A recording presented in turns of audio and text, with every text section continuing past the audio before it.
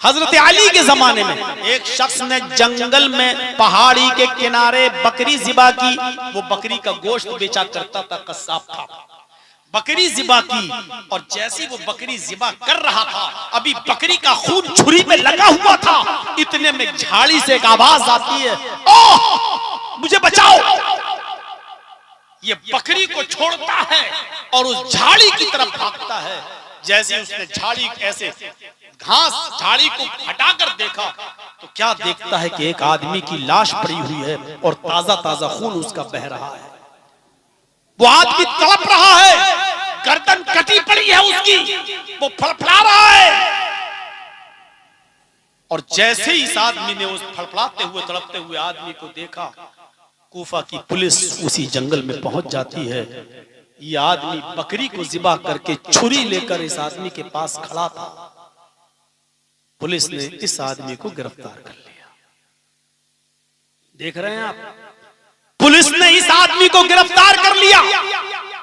किसको? जिसने बकरी ज़िबा की थी। इस आदमी का कातिल ये नहीं था, लेकिन चूंकि बकरी छोड़ के भागा, झाड़ियों में झांका तो एक आदमी की लाश पड़ी है।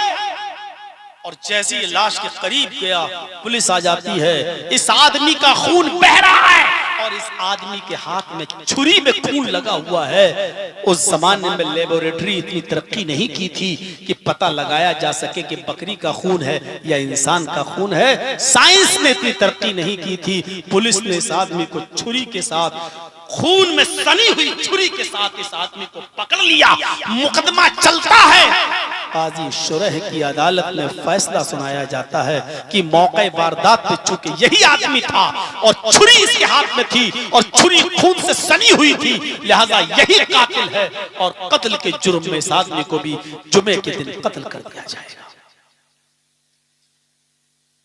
इस आदमी को कत्ल के लिए ले जाया जा रहा है। ये अपनी बीवी बच्चों से कसमें खा खा कर कह रहा है कि अल्लाह की कसम मैंने कत्ल नहीं किया, लेकिन पुलिस गवाही दे रही है कि मौके वारदात में मैंने किसी को नहीं देखा। तड़पता हुआ आदमी देखा जो चंद सेकंडों में मर गया। छुरी लिए हुए यही खड़ा था, कोई और होता तो भागता या उसके पैरों के निशान वहां मौजूद होते, लेकिन कुछ नहीं। मुझे जो कुछ भी मिला यही आदमी मिला। ये छुरी भी लिए हुए था और इसके हाथ में छुरी थी और छुरी में खून भी लगा था। ये सच है कि बकरी भी वही ज़िबा पड़ी थी। ये आदमी बहुत चालाक है। इसने बकरी इसलिए काटी ताकि शक न पड़े और लोगों से ये कह सके कि मैं तो बकरी काटने वाला हूं। और हालांकि इसने आदमी का कत्ल इसी ने किया क्योंकि कोई दूसरे आदमी का वजूद नहीं। बीवी यकीन कर रही है, बच्चे यकीन कर रहे हैं, लेकिन जज साहब फैसला सुनाते हैं कि तुम्हें कत्ल की सजा में कत्ल की सजा, जाओ इनकी भी गर्दन काट दी जाएगी। इसकी गर्दन काटने के लिए इसको ले जाया जा रहा है। मैदानी मक्तल में पहुंच जाते हैं। कातिल जल्लाद भी आ जाता है, जल्लाद भी आ जाता है। जल्लाद ने अपनी तलवार भी निकाल ली। इस आदमी को बैठ जाने के लिए भी कह दिया कि आप बैठ जाओ और तुम्हें कत्ल किया जाएगा, तुम्हारी भी गर्दन उड़ाई जाएगी। इस आदमी के पीछे से हाथ भी बांध दिए गए हैं, पीछे से हाथ बंधे हैं, गर्दन झुकी हुई है और सजा मजमे आम में सब लोगों के सामने दी जा रही है। उन नाजरीन में, उन देखने वालों में बहुत सी भीड़ जमा है। सब देख रहे हैं कि अभी इस आदमी की गर्दन तन से जुदा होने वाली है। उसी भीड़ में से एक आदमी निकलता है और कहता है, अमीरुल मोमिनीन आए अली रज़ी अल्लाह ताला अन्हु, इस आदमी को कत्ल मत कीजिए, इसलिए कि यह आदमी कातिल नहीं है, इस आदमी ने कत्ल नहीं किया है। ये आदमी वाकई बकरी का ज़िबा करने वाला है, ये बकरी का गोश्त बेचा करता है। इस आदमी ने उसको कत्ल नहीं किया है। हजरत अली ने पूछा, फिर असल कातिल कौन है? अगर इसने कत्ल नहीं किया तो फिर असली कातिल कौन है? इस आदमी ने कहा, अमीरुल मोमिनीन, असली कातिल आपके सामने खड़ा है, असली गुनाहगार मैं हूं। इसके भी बीवी बच्चे हैं। मैंने सिर्फ अल्लाह की रजामंदी के लिए मैं चला आया कि मेरी वजह से एक बेकसूर आदमी ना मारा जाए, मैं दो का कातिल हो जाऊंगा। एक तो वो आदमी मारा गया और दूसरा ये भी मेरी वजह से मारा जाएगा, इसलिए मैं अभी तौबा करके आया हूं। अब मैं दूसरे आदमी का गुनाह अपने सर नहीं ले सकता। आया अमीरुल मोमिनीन, मैंने कत्ल किया है, इसको छोड़ दीजिए और इसकी जगह पर मुझे कत्ल कर दीजिए। मुकदमा फिर चलता है और काजी शुरैह की अदालत में फैसला होता है कि अब असली कातिल मिल गया, उसको कत्ल कर दो। हजरत अली ने कहा, काजी साहब क्या इस आदमी ने एक आदमी को बचाया नहीं? वक्त से पहले ये आदमी आ गया और इस आदमी ने गवाही दी कि असली कातिल नहीं है। अगर ये नहीं आता तो एक बेगुनाह मारा जाता, एक बेकसूर मारा जाता। इस आदमी ने वक्त से पहले पहुंचकर एक बेकसूर आदमी की जान बचाई है, उसका इनाम क्या मिलना चाहिए? कत्ल किया है, उसकी सजा में तो कत्ल होना चाहिए ये, लेकिन एक बेगुनाह की जान भी तो बचाई है, एक बेकसूर की जान भी तो बचाई है। और अल्लाह कहता कुरान में, मन अहयाहा, जिसने किसी एक इंसान को बचाया, एक इंसान को बचाया, फकअन्नमा अहयन्नास जमिया, गोया कि उसने पूरी दुनिया की इंसानियत को बचा लिया। अगर ये वक्त पे ना आता तो बेगुनाह मारा जाता, वक्त पे आकर इसने बेगुनाह की जान बचाई, उसके इनाम में इसको भी बख्श दिया जाए, इसके कत्ल की सजा भी माफ कर दी जाए। काजी शुरैह ने कहा, तुम्हारी कुरान की आयत सुनने के बाद इस आदमी को माफ किया जा रहा है, इस आदमी की कत्ल की सजा खत्म की जा रही है, इसलिए कि इसने एक बेगुनाह आदमी को बचाया भी है, एक बेगुनाह की जान भी बचाई। ये थी दोस्ती अल्लाह के लिए, वो अल्लाह के लिए चला आया, अल्लाह की मोहब्बत में चला आया। ये बेकसूर आदमी का ना मारा जाए। मेरे भाइयों, आज तो एक दूसरे पर इल्जाम लगाने वाली कौम, मैं बच जाऊं, ये मेरी जगह पर फंस जाए और खुश होते हैं, देखो पुलिस गलत सिमत में दौड़ रही है, असल तो मैं था लेकिन वो दूसरा। हमें खुशी होती है। मेरे भाइयों, ये कौम किस मुंह से जन्नत में जाने का ख्वाब देखती है? रजुलानी तहब्बा फिल्लाह इज्तमा अलैहि व तफर्रका अलैहि। मोहब्बत हो तो अल्लाह के लिए। हजरत उमर फारूक के जमाने में एक आदमी शराब पी रहा और शराब के नशे में उमर को गाली दे रहा था। हजरत उमर फारूक ने उसको कोड़े मारना शुरू किए। शराब की जुर्म में 40 कोड़े उसको मारना थे। जब कोड़े मारना शुरू किए तो वो और गाली देने लगा हजरत उमर को। शराब पिया तो उमर फारूक ने कोड़े मारे, जब कोड़े मारना शुरू किए तो वो गाली देने लगा उमर फारूक को बुरी बुरी। उमर फारूक ने कहा, छोड़ दो इसको, जाने दो। लोगों ने कहा कि ये तो गाली दे रहा था, आपको तो और मारना चाहिए। कहा, यही तो मैं सोच रहा था कि मैं तो इसको शराब पीने की सजा दे रहा था 40 कोड़े, लेकिन ये मुझे गाली देने लगा, मुझे और गुस्सा आया। अगर इस गुस्से में ये मारा जाता, मैं इसको पीटता तो ये मेरा जाती इंतकाम होता, ये अल्लाह के लिए कहा होता। अगर इस गुस्से में मैं मारता तो ये मैं जाती बदला लेता, लिहाजा मैं इसको जाती बदला नहीं लेता, मैं माफ कर रहा हूँ। हजरत उमर फारूक ने उसको, देखिए ये होती है मोहब्बत अल्लाह के लिए कि हम जाती बदला नहीं लेंगे। इसने मुझे गाली दी, अब गुस्सा आया, अब पहले तो ऐसे ऐसे मार रहे थे, अब गुस्से में और तेज मारेंगे, तो ये जाती बदला होता। हजरत उमर ने उसको छोड़ दिया और नजरअंदाज कर दिया। तो मोहब्बत हो तो अल्लाह के लिए और दुश्मनी हो तो अल्लाह के लिए। 4 चीजें हो गई, 4 चीजें। 5वीं चीज पर मैं थोड़ा सा वक्त लूंगा आपका, और 2 चीजें बकिया ऐसी तर्जमा करके फिर मैं आपसे थोड़ा सा मदरसे का ताबुन करता हूं। मेरे भाइयों, 5वीं चीज पर गौर कीजिएगा जो आज के इस जमाने के लिहाज से बिल्कुल परफेक्ट है, और वो क्या है? रजुलुन तलबत इम्राअतुन ज़ात मनसब व जमाल फक़ाल इन्नी अख़ाफुल्लाह। 5वां वो आदमी अल्लाह के अर्श के साए में होगा जिसको किसी खूबसूरत औरत ने बुरे काम के लिए बुलाया। तलबत इम्राअतुन ज़ात मनसब व जमाल, बड़े जाहो हशमत वाली औरत ने, हस्बो नसब वाली औरत, बाजारू औरत की बात नहीं हो रही है, ये 200-500 रुपए में अपना जिस्म बेचने वाली औरतों की बात नहीं हो रही है।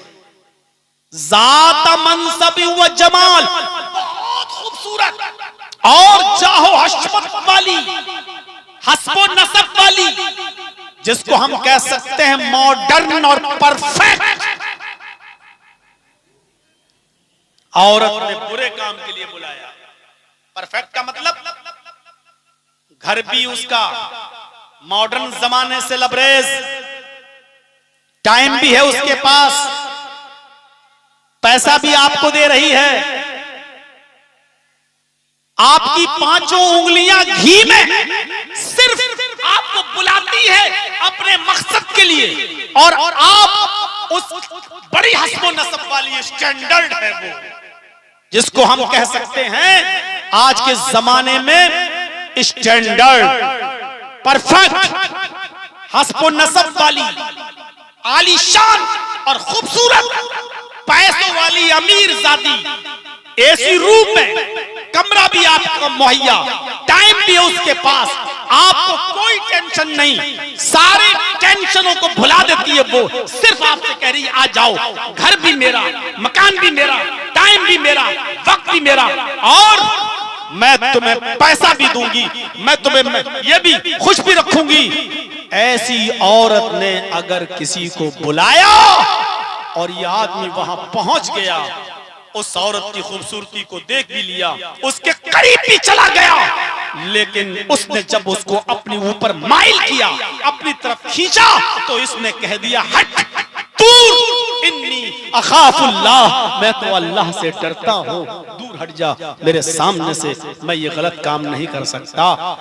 मौका होने के बाद औरत भी सामने मौजूद हो, लड़की सामने मौजूद हो, और उसके बाद सारे मौके मौजूद हो, सारे आपके पास सारे असबाब मुहैया हो, और उसके बाद कह दो कि मैं अल्लाह से डरता हूं, तो ऐसा आदमी अल्लाह के अर्श के साए में होगा। ये हदीस लड़कियों के लिए भी है कि कोई अमीर लड़का आपको बुलाए, वक्त भी दे रहा हो, पैसा भी दे रहा हो, सब कुछ दे रहा हो, और तुम उस लड़के के करीब जाकर कह दो है अखा इन्नी अखाफुल्लाह, मैं अल्लाह से डरती हूँ, तो वो लड़की भी अर्श के साए में होगी, वो औरत भी अर्श के साए में होगी। मेरे भाइयों, तसव्वुर कीजिए ये वाकया क्या बताता है, हमें क्या सिखाता है। इमाम इब्ने सीरीन बहुत बड़े बुजुर्ग गुजरे, कपड़े की गठरी अपने सर पे लाद के बजाजी का काम किया करते थे, गांव गांव जाकर कपड़ा बेचा करते थे। उस एक गांव में एक बेवा औरत रहती थी, बड़ी खूबसूरत थी, उसका शौहर मर चुका था। उसने अपनी नौकरानियां लगा रखी थी कि कोई नौजवान मिले तो उसको मेरे पास लेकर आओ।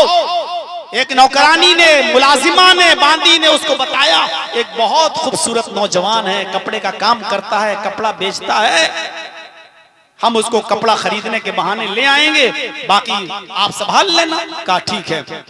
ये बुला के लाई इमाम इब्ने सीरीन को और कहा कि मेरी मालिकन है, आपसे कपड़ा खरीदना चाहती हैं, चलिए घर पे।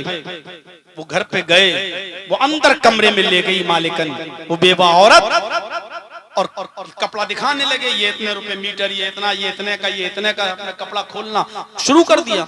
और वो औरत दिल लगी की बातें करने लगी और बहुत ज्यादा वो कहने लगी, अरे ये सब छोड़िए, आइए मेरे पास आइए, ये सारे कपड़ा हम ले लेंगे, आपको इसकी कीमत दे देंगे, आप आइए पहले इधर आइए। और दिल लगी। अब ये समझ गए कि ये औरत ठीक नहीं है, ये मुझसे गलत काम करवाना चाह रही है।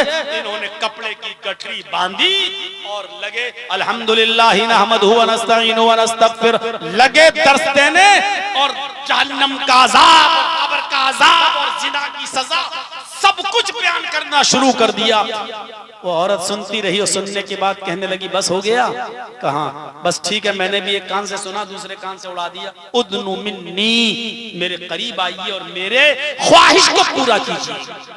ये समझ गए कि जवानी का भूत इस पे चढ़ा हुआ है, ये नहीं मानेगी और ये मेरी भी आखिरत बर्बाद कर देगी। तो इमाम इब्ने सीरीन रहमतुल्लाह अलैह ने क्या किया आपको बताऊं? कहने लगे कि मुझे बड़ी जोर से लैट्रीन लगी है, मुझे क़ज़ाए हाजत की जरूरत है, मुझे लैट्रीन बता दो कहाँ है। वो कहने लगी आओ।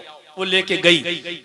इमाम इब्ने सीरीन वहां लैट्रीन के बहाने, लैट्रीन से फारिग होने के बाद घुस गए किचन में, और किचन में एक नाली थी, उस नाली की खराब कीचड़ जो थी, काली बदबूदार, उस कीचड़ को अपने हाथों से उठाकर अपने कपड़ों पे, अपने चेहरे पे, अपनी अपनी दाढ़ी पे और अपने जिस्म पे मल लिया उस गंदगी को, और उस औरत के पास आए कि चलो कहाँ मिलना है, आओ चलो बिस्तर पे। वो कहने लगे हट हट अदबू हट चल भाग। इमाम इब्ने सीरीन ने पूरे कपड़े की गठरी उठाई और भागे, सीधे घर आए। उन्होंने अपनी बीवी को पूरी बात बताई। बीवी ने अल्लाह का शुक्र अदा किया, का कोई बात नहीं, थोड़ी देर के लिए गंदे हो गए, लेकिन चलो नहाओ धो, कपड़े मैं धुल देती हूँ आपके। मेरे भाइयों, उन्होंने वहां आकर अल्लाह का शुक्र अदा किया। जो अपने आप को जिना से बचाना चाहे तो उसके पास हजारों रास्ते हैं मेरे भाइयों, बचा सकता है। ये हदीस का टुकड़ा उन लोगों के लिए है कि जो लोग खूबसूरत औरतों के बुलाने पर ये कहते हैं कि मैं अल्लाह से डरता हूं, क़यामत के दिन ये लोग भी अर्श के साए में होंगे। 5 चीजें हो गई। छठी चीज सिर्फ तर्जुमा, रजुलुन तसद्दक़ बिसदक़तिन फ़अख़फ़ाहा, जिसने सदका किया, खैरात, किसी गरीब की मदद की, इतने चुपके से कि दाएं हाथ से दिया बाएं हाथ को भी उसकी खबर ना हो। यानी बाप अगर सदका दे तो बेटे को पता ना चले, शौहर सदका दे तो बीवी को पता ना चले, गरीब की मदद